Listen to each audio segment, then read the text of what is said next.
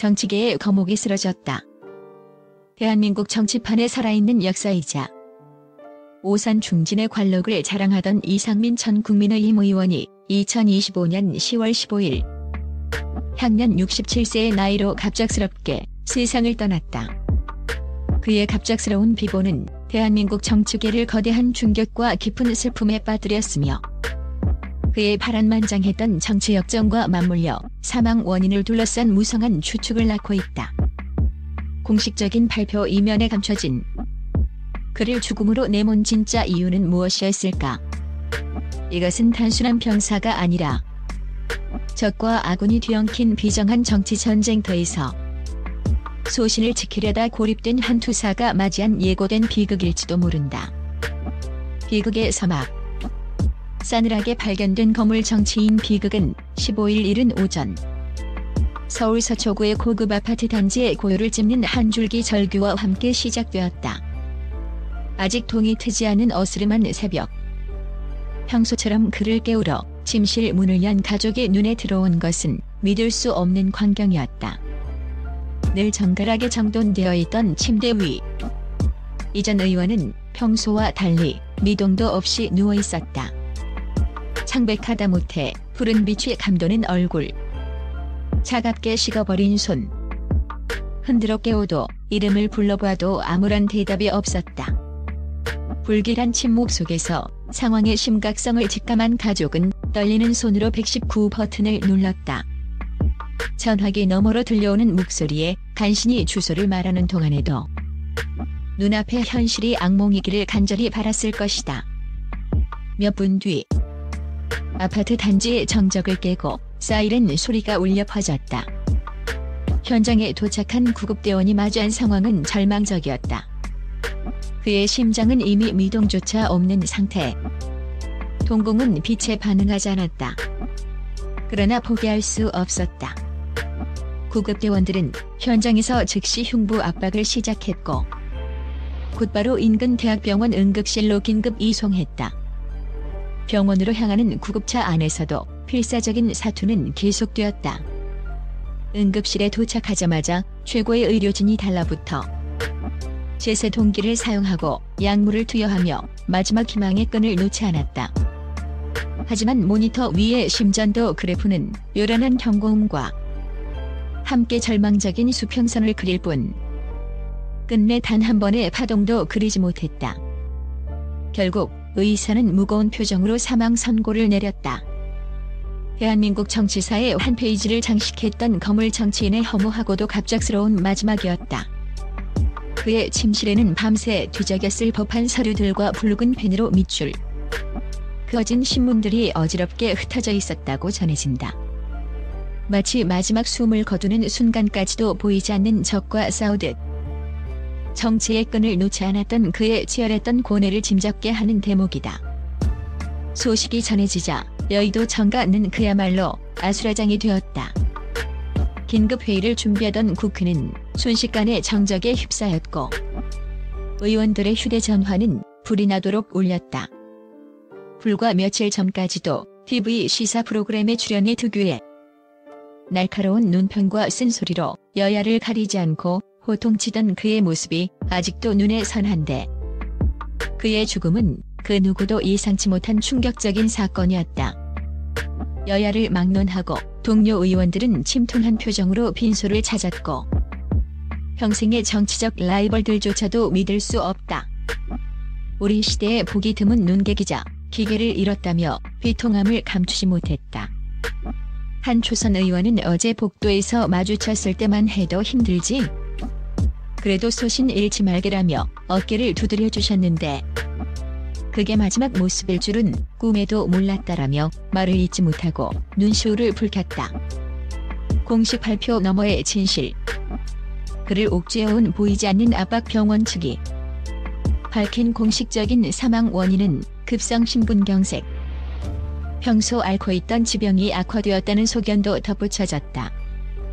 하지만 그의 죽음을 가까이서 지켜본 정치권 안팎의 시선은 차갑게 식은 진단서 넘어 더 깊고 어두운 곳을 향하고 있다. 그의 심장을 멎게 한 것은 단순히 막혀버린 혈관이 아니라 그를 벼랑 끝으로 내몬 정치적 고립감과 영혼을 갉아먹는 살인적인 스트레스였다는 증언이 파도처럼 밀려오고 있다. 그는 양쪽 진영 모두로부터 버림받은 정치적 미아였다. 수십 년간 몸담았던 민주당은 그에게 돌아올 수 없는 강을 건넌 배신자라는 낙인을 찍었고, 오랜 동지들은 복도에서 마주쳐도 싸늘한 눈빛으로 외면했다. 새로 둥지를 튼 국민의힘 역시 그를 온전히 품지 못했다. 그는 이념적 동지가 아닌 선거를 위해 영입한 이방인이었고, 보이지 않는 유리벽은 그를 철저히 고립시켰다. 여당 회의실의 무거운 침묵 속에서, 야당 의원들의 경멸 어린 수군거림 속에서 그는 홀로 섬처럼 떠 있었다. 육체적 병세보다 더 무서웠던 것은 심리적 압박이었다. 24시간 꺼지지 않는 SNS와 온라인 커뮤니티에서는 그를 향한 저주에 가까운 악플이 실시간으로 쏟아졌다. 변절자, 정치 찰세라는 비난은 양반이었고, 가족을 향한 협박과 인신공격은 그의 숨통을 조여왔다. 밤낮 없이 울리는 전화와 문자 메시지는 그의 신경을 날카롭게 파고들었다. 한 정치권 관계자는 이전 의원은 최근 가까운 이들에게 사방이 벽으로 둘러싸인 것 같다. 숨 쉴 구멍이 없다는 말을 자주 했다고 한다고 귀띔했다. 이처럼 극심한 스트레스는 그의 심장에 시한폭탄을 장착한 것이나 다름없었다. 결국 터져버린 시한폭탄의 이름이 급성 심근경색이었을 뿐, 진짜 사인은 정치적 타살에 가깝다는 목소리가 나오는 이유다. 파란만장했던 정치 역정. 그 끝에서 마주한 비극. 그의 정치 인생은 시작부터 투쟁의 연속이었다. 소아마비 장애를 극복하고 사법고시에 합격한 그는 장애인 인권 변호사로 활동하며 사회적 약자의 목소리를 대변했다. 2004년 정계에 입문한 이후에는 날카로운 논리와 거침없는 언변으로 단숨에 스타 정치인 반열에 올랐다.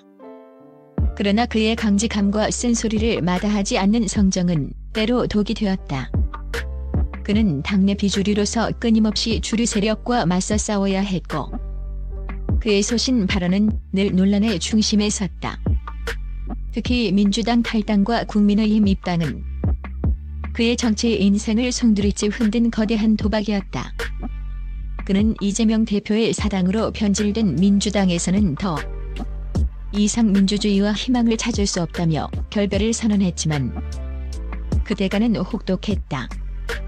수십 년간 절대적인 지지를 보냈던 지역구 민심은 싸늘하게 돌아섰고, 그는 결국 지난 총선에서 6선 고지 점령에 실패하며 정치 인생 최대의 위기를 맞았다. 선거 유세 현장에서 쏟아지던 유권자들의 냉담한 시선과 변절자라는 원색적인 비난은 그의 가슴에 깊은 상처를 남겼다. 한때 그와 악수하기 위해 줄을 섰던 상인은 그의 손을 뿌리쳤고, 그의 연설은 야유의 묻히기 일쑤였다. 패배의 충격, 그리고 자신을 향한 비난과 조롱은 60대 노정객이 감당하기에는 너무나도 무거운 짐이었을 것이다. 결국 이상민 전 의원의 갑작스러운 죽음은 대한민국 정치에 비정한 단면을 보여주는 비극적인 사건으로 기록될 것이다. 소신을 지키기 위해 모든 것을 걸었지만 결국 정치적 고립과 심리적 압박을 이기지 못하고 쓰러진 한 노정객의 쓸쓸한 퇴장. 그의 죽음은 우리에게 묻는다. 과연 대한민국 정치에서 소신이란 무엇인가? 진영 논리를 넘어선 합리적 비판은 설 자리가 없는가? 그의 죽음을 둘러싼 미스터리는 어쩌면 영원히 풀리지 않을 수수께끼로 남을지도 모른다. 대한민국 정치사는 또 한 명의 비운의 스타를 이렇게 떠나보내고 있다. 그의 마지막 길에 놓인 국화꽃만이 그의 치열하고 고독했던 삶을 위로하고 있었다.